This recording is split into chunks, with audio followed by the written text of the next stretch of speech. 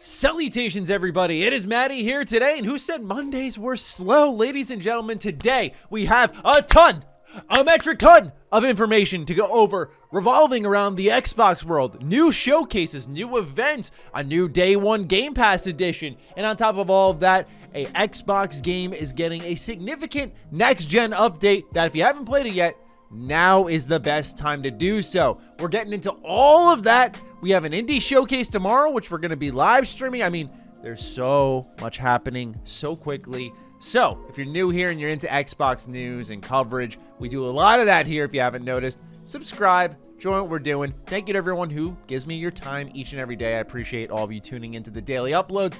And with that, let's get it started. So first big announcement is Xbox doing their own Gamescom showcase just the day before Jeff Keighley's show. They announced on an Xbox post, to warm you up for Gamescom week, we'll be airing the official Gamescom 2021 Xbox stream hosted by Paris Lilly and Kate Yeager. Join us on August 24th at 10 a.m. Pacific Time, 6 p.m. BST, and 7 p.m. CEST to learn about our biggest exclusive games lineup yet.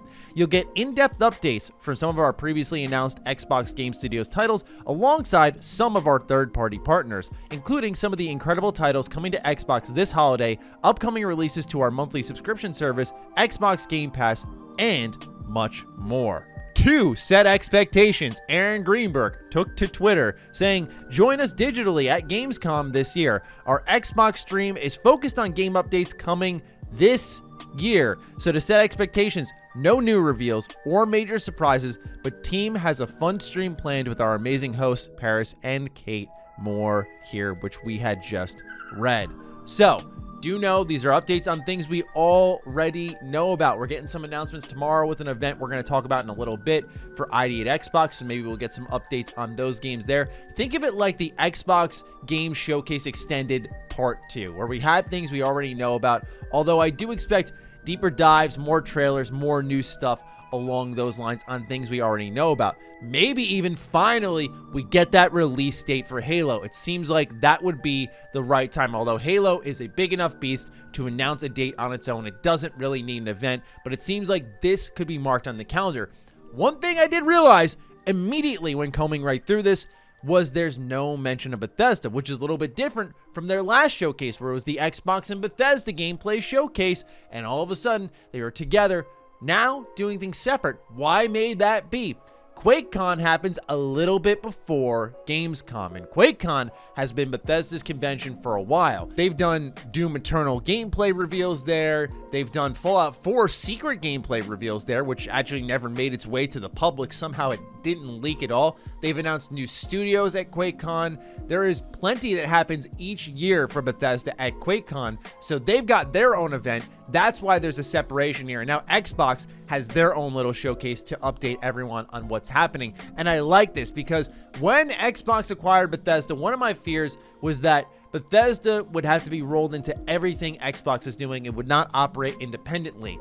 And the best part of that was kind of that they didn't have to stretch it thin with every showcase they did at E3, which we saw the benefit of that this year with the most recent Xbox E3 showcase. However, myself and many others wanted QuakeCon to stick around. It's Bethesda's own thing. I'm happy they're doing it this year. I'm happy it's sticking around, and I'm happy more than anything there seems to be a clear separation between the two. So if you're looking for more Bethesda updates, keep your eye on QuakeCon. That's happening in a few short weeks. Keep your eye on Gamescom if you're just looking for Xbox updates. So like I mentioned, there is an indie showcase upcoming. Buckle up your seatbelts because this is an ID at Xbox Twitch showcase, and it was a really good time because of the audience when you all tuned into the last live stream, but the showcase wasn't paced as well. Now, I'm going to keep an open mind because I'm hoping that they've learned their lesson, they've heard the feedback, and it's time to condense things and not pack interviews in the middle of gameplay reveals and showcases. So while the Gamescom showcase will not have any new reveals, this one will.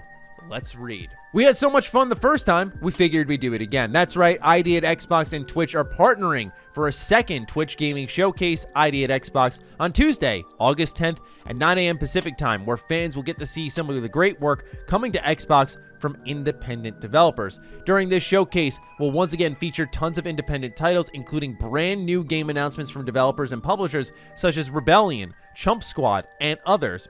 Fans will also get a chance to see the latest and hear from teams working on the Artful Escape, Ollie Ollie World, Library of Ruina, and RPG Time, to name a few. And of course, an ID at Xbox showcase wouldn't be complete without some Xbox Game Pass news and announcements. Oh yeah, did we also mention there will be some live game demos too? So, this one to me is the one that's more important to mark on the calendar. Xbox has been killing it with the indies. While the Ascent wasn't crazy up my alley, I totally respect what it does and understand that there are a lot of people who like it more than me. Death's Door was phenomenal, and I want to see them keep pushing that indie button, because we've seen replace developers speak up about how Xbox cares about the indie market, and I think it's really showing here. So here we are again, just a couple of months later, doing another indie showcase for Xbox, and I can't wait to see updates on things we already know about, but more than anything, those new announcements, especially because Game Pass is instrumental to the success of indies in the future of this industry, and you're going to see them continue to embrace it, because one of the hardest things about being an indie game developer is discovering. With Xbox being a discovery engine through Game Pass, you're going to see more and more indies come over to the platform, especially if Xbox is, once again, according to the Replace dev, helping them with marketing reach and funding. It's all you could ask for as a developer who's just working passionately on your own project.